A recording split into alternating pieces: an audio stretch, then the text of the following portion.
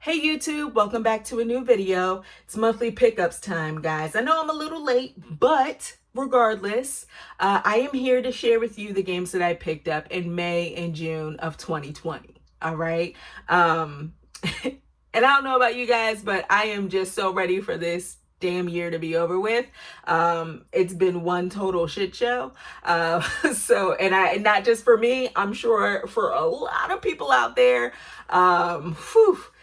Let's get this year over with. All right. So yeah, I have some games here to share with you guys as usual. Switch, PS4, no Xbox One love over the past 2 months, but I've done well. I feel like I've done well. I have played all of these games except for 2, and I'll show those real quick because they came at the end of June. So the first one, show you that way. The first one is Trails of Cold Steel 3, all right, on the Nintendo Switch.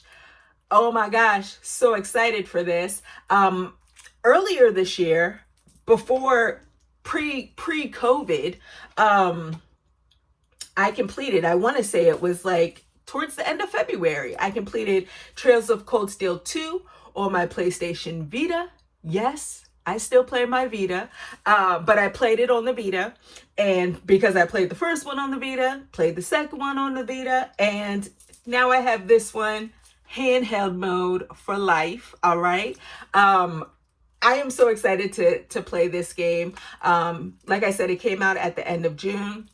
I haven't sunk my teeth into it yet because yeah, I'm playing some other things, and I'll probably wait until the end of the summer to get in to that third installment. I know the fourth one is coming out sometime relatively soon, so I definitely want to play through that before that comes out. I also got BioShock, the collection. All right. Picked that up for the Nintendo Switch. At the end of May, I didn't get this when it came out. But at the end of May, 2K put out this. They put out a bunch of ports or remasters. And I don't even know if we can call them remasters. I guess they're just ports. They put out the BioShock collection. They put out XCOM 2, and they also put out Borderlands, the collection, I think, or maybe it was just Borderlands 3. I don't know. A Borderlands game came to the Nintendo Switch. This one was one that I definitely, out of all 3, I wouldn't mind having all 3 of them just to play in handheld, because I'm a fan. I like Borderlands a lot. Like, I really like Borderlands. But I was just like, I was already playing Borderlands 3 at the time on my Xbox One, and I was like, there's no point in me getting it on the Switch. I mean, let's be real here. I'm curious as to how it runs. So if any of you guys out there have Borderlands on the Switch, let me know how that works. But I got this at the end of June. I had, or maybe sometime in June, I had some rewards points from Best Buy, and I put it towards this. I know a lot of people were upset because these are $50 games. And everywhere else on other consoles or platforms, they're super cheap. But you know what? I dig BioShock, and I think it was all right. I had a coupon. It was okay. You know what I'm saying? I was all right with that. All right, getting into the games that I have played. I haven't spent a lot of time with this one. It's the Wonderful 101 Remastered. I didn't spend a lot of time with the Wii U version. But I know a lot of people were super happy that, I think it was Kickstarter. There was a Kickstarter that came out, and this came out relatively quick, at least digitally. I had to wait a couple of months for it to come out physical, but that's okay. It's not like I don't have any other thing or any other games to play, but yeah, I've played about an hour or so of this, and I'm still trying to get my bearings. Like, I'm not quite sure how everything works as far as the controls go. Relatively, I guess you're some type, for the most part, you're a superhero dude who controls, you help civilians in the environment, and they kind of join your crew, and they help you fight against baddies. But the interesting thing about this game is, like, on the Switch, the right analog stick kind of like controls the movement of your crew. There's a lot of crew movement. You know what I'm saying? Like you're controlling like you're one big bunch, but you can do other moves. I don't know. It's hard to explain. I'm sure all of you guys out there know what the Wonderful 101 is because it's been out for a while. But yeah, I'm like I said, I'm trying to catch my bearings with this one. I'm not quite sure if I like it that much. Definitely need to play more than an hour of it to determine my final thoughts, but it's not catching me. It looks great on the Switch. I will say it looks really good on the Switch, but as far as the gameplay goes, I'm not quite sure how I feel about it yet. Burnout Remastered. Burnout Paradise Remastered. We just chatted about 2K and how people were upset because those 2K games came out and they were $50. Were they $50? Yeah, they were $50 games. I might have said 40, excuse me. Burnout Paradise Remastered is a $50 game and on the Switch, and a lot of people are upset about that. Again, I didn't pay $50 for it because had a coupon, got to use those reward points, you know what I'm saying?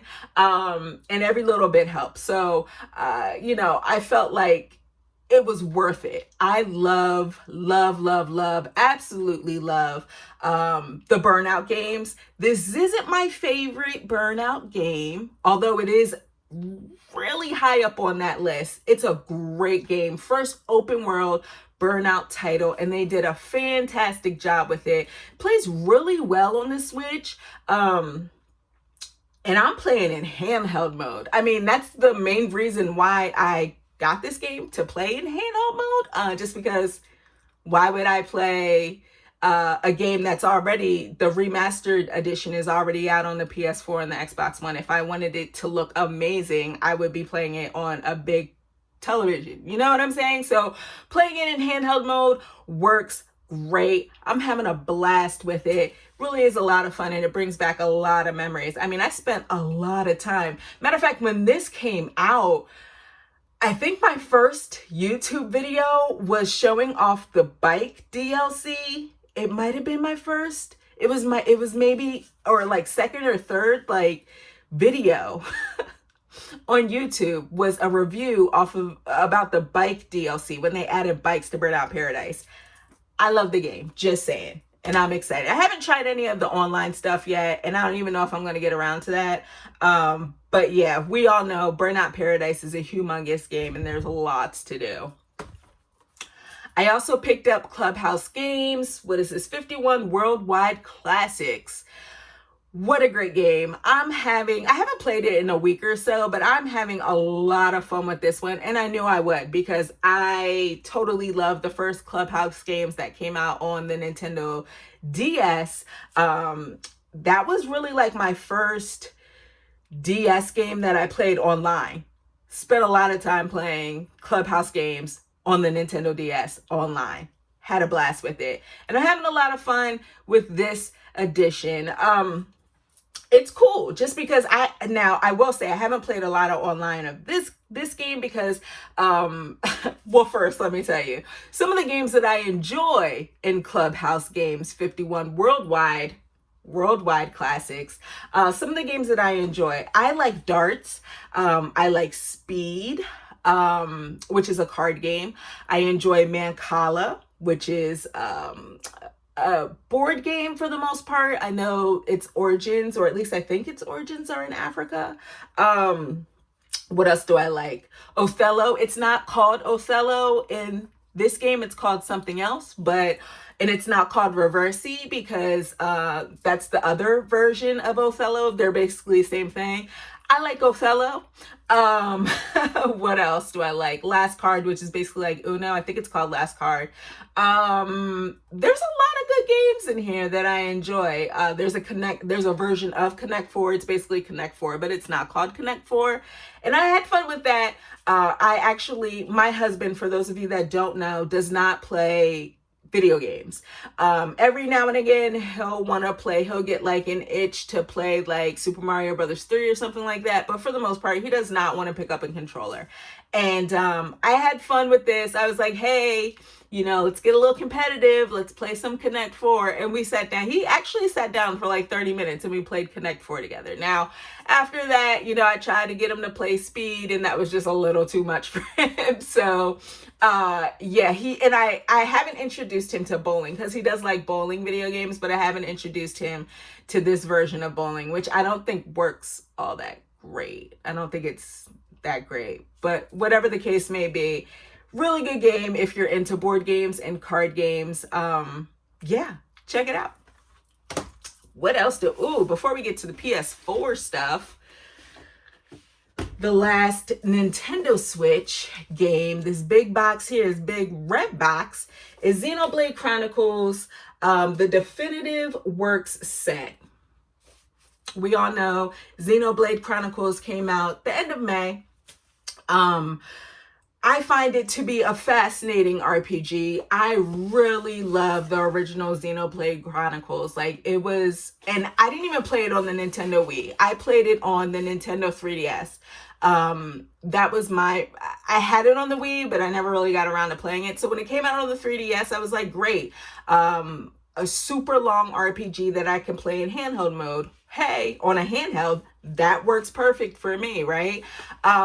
It did not look great.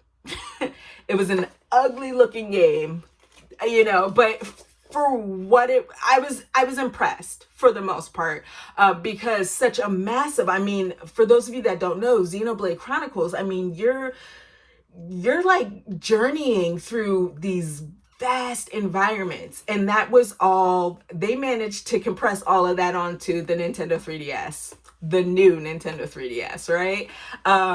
It's funny. But yeah, I played through that entire game on the 3DS, which is crazy. So, and that's how much I love the game, I could care less with the way it looked. The character models were butt ugly and they were muddy and all. You couldn't really tell their facial expressions. But there was something about that gameplay, boy, and just those vast environments that hooked me. And the characters as well. Really love the characters. And I think that's part of the reason why I haven't gone back into Xenoblade Chronicles 2, because I don't find the characters to be as engaging or as likable as the characters from the original Xenoblade Chronicles game. I don't know. I just really like Shulk. He's awesome. I've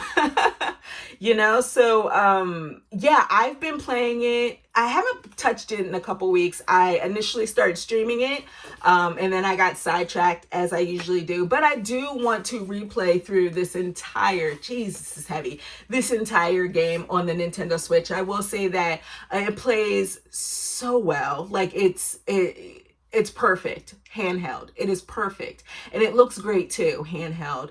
What does that even mean? That means nothing. I told you that you know what I'm saying? I couldn't see anything on the 3DS version, right? So anything would be better than that. Now when I'm playing this, I can actually see the character models and I can tell their facial expressions. It's just great. And if you are looking for an RPG on the Nintendo Switch, I highly recommend you try out Xenoblade Chronicles. It might not be for everyone. Excuse me, it's huge box. It might not be for everyone just because of the gameplay.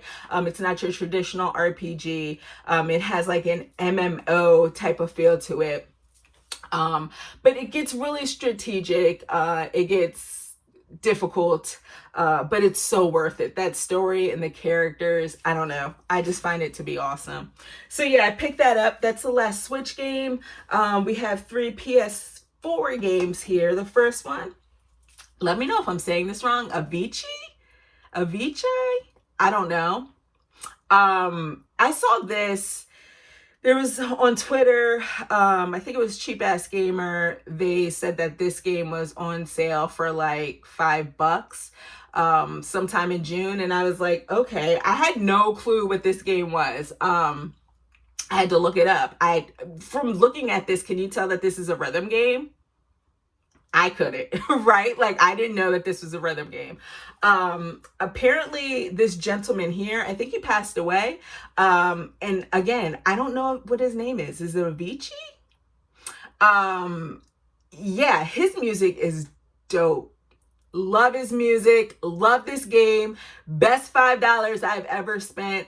To be honest, I wouldn't have felt bad if I paid more than $5 for this game. $20, I would have been okay. It's like frequency, you know what I'm saying? Like an amplitude, that type of deal. It looks fantastic. It has like, you're like this spaceship and you're kind of like, switching between tracks that go, of course, and beat to the music, the rhythm of the song.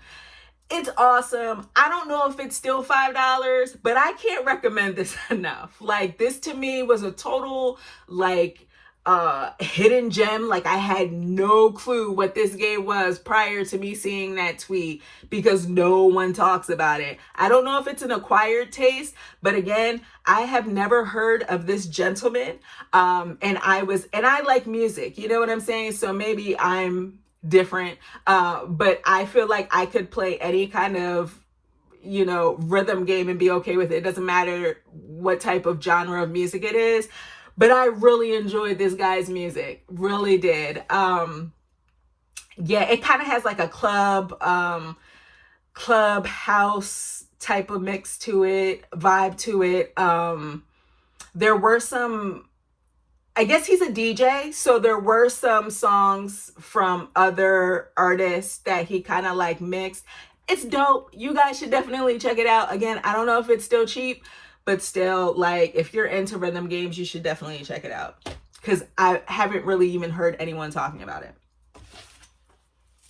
This was such an impulse buy. It's Maneater. Maneater for the PS4. This was a total impulse buy, guys. I'm being honest with you. At the time that, I think that came out in May. Who even knows time anymore? No, I've said that before. I don't know. I don't even know today's date. But yeah, came out in May, and I picked it up, got some buzz, and I was like, okay, I can go for a cheesy open world shark. What do they call this? Shark RPG. Yeah, it's a shark RPG. Okay, when they say RPG, they're being generous. But you know what? I mean, it's an open world game. You play as a shark. A lot of carnage. I wasn't expecting, this is a cheesy game, all right? It's cheesy, but I loved it, you know? I wasn't expecting so much carnage. You're like for real eating people, and you're hearing the crunch, and it's still cartoony, but I wasn't expecting it to be as bloody as it was. You know what I'm saying? You literally could take your shark up onto the beach and start just chomping away. You know, it is repetitive because it is an open world game. I mean, none of you out there are going to tell me that there's an open world game out there that is not repetitive. Please. And if you can, let me know what open world game is out there that isn't repetitive, because I'll definitely play it. Or maybe I have played it and I'm not thinking about it. But most, if not all, open world games are repetitive. And this one definitely is repetitive. There isn't a lot of side content. There is, but it's kind of like the same, like 4 or 5 things that you'll be doing in each area that you explore. But it's good. Voice acting is funny, set in like the Gulf. So Louisiana, you got some Louisiana accents in there. It's based around like this reality show. I don't know if it's a reality show. And I kind of don't want to give it away because I think it's hilarious. I streamed some of it back when I was playing it. But I think the whole concept of the game is cheesy, but in a good way, because it's hilarious. It made me laugh. It got a chuckle out of me, and it was a well-deserved chuckle because, hello, 2020. It's been some shit. And it was good to play this, kind of take my mind off of it. Last but not least, The Last of Us Part 2. You want to talk about 2 different spectrums, right? This was heavy. This was a heavy ass game. And I don't really know, for the most part, I stayed away from all spoilery and like story related stuff before I played the game, because I really did enjoy the first game and the DLC.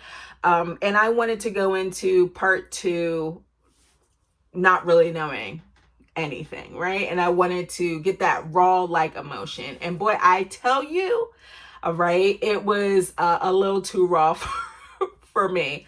I love this game. I do. I think it is a really good game. But with everything that's going on in the world right now, I don't know if it was just me. And please, if you've played this game and if you've experienced the same thing, let me know. There are times, I'm gonna be honest, I can't play video games for a long period of time, right? I can't sit and play for hours on end. And it's always been like that. One, because I have a child.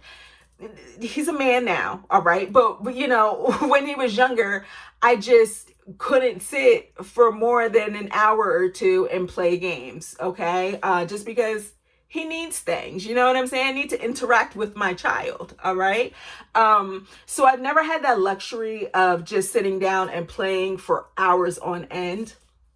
And now that he's older, I still don't even do that. I mean, he's not even here half the time. He's away at school. You know what I'm saying? He's in college. But even now, I just can't sit down for more than 2 hours to play. I need to take breaks. I need to go and read. I need to go and sit and watch TV. Just do something else, because I don't know. I can't do it. But I couldn't find myself playing this except towards the end. I couldn't play this for a long period of time because it was just so heavy. Oh my gosh. Some of the things that, and I'm definitely not going to give anything away, but some of the things that take place in the game, I literally had to put the controller down and turn off the PS4 and just be like, okay, I am done for the day, for the day. I'm not even going to come back and play because like, this is too much right now. And again, it's that combination of what goes on in this game and then everything that's going on in the world. It was just a lot.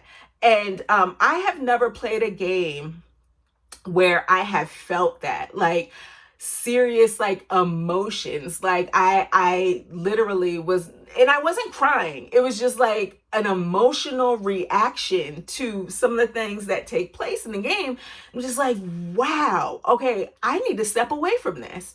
Have you guys ever experienced that? Please let me know. But yeah, The Last of Us Part 2 is basically more Last of Us with a twist. And I'm not even gonna, again, I went into the game not knowing that some things were gonna take place and things were gonna switch over. I just had no clue. And I appreciated that. I like the other character in this game as well, Abby. I liked her. I know a lot of people didn't, but I actually liked her and I appreciated her story. And I could kind of see her side. That's all I'm gonna say. But yeah, I'm kind of bummed. Part of me wants to replay this game. I kind of want to replay it just to experience everything over again to see if it still has that same effect on me.